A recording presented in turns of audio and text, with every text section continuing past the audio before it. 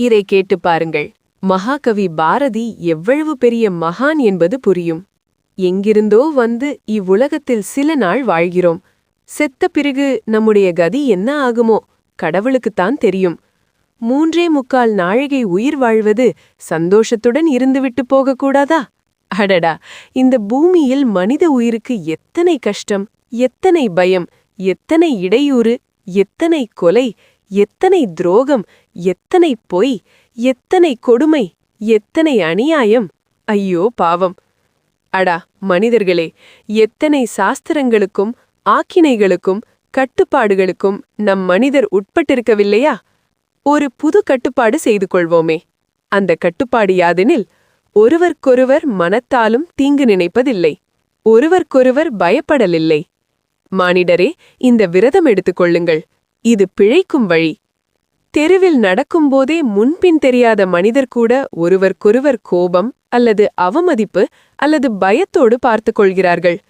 மனிதனுக்கு மனிதன் இயற்கையில் விரோதம் என்ற நிலையில் உங்களுடைய மூடத்தனமான மனுஷ்ய நாகரிகம் வந்து சேர்ந்திருக்கிறது. இதை மாற்றி அன்பை மூலாதாரமாக்க வேண்டும்.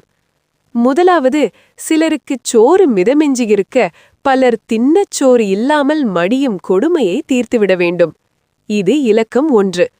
பூமியின் மீதுள்ள நன்சை, புன்சை, தோப்பு, துறவு, கரங்கம், நதி, அருவி, குப்பை, செத்தை, தரை, கடவுளுடைய சொத்தில் நாம் வேலி கட்டக்கூடிய பாகத்தையெல்லாம் சிலர் தங்களுக்கு சொந்தம் என்று வேலி கட்டிக் கொண்டனர். பலருக்கு ஆகாசமே உடைமை, வாயு ஆகாரம். இதற்கு மருந்து என்னவென்றால், எல்லோரும் சமானம், அண்ணன் தம்பி போல என்ற புத்தி உண்டாகி ஏழைகள் வயிறு பசிக்காமல் செல்வர்கள் காப்பாற்ற வேண்டும். அது முடியாவிட்டால் ஐரோப்பாவில் சோஷலிஸ்ட் கட்சியார் சொல்வது போல நிலத்தை சகலருக்கும் பொதுவென்று ராஜ்ய விதி ஏற்பாடு செய்து கொள்ள வேண்டும். அடடா, என்னே பாரதியின் சிந்தனை! தொகுப்பு தமிழறிவு பாரதி, மதுரை.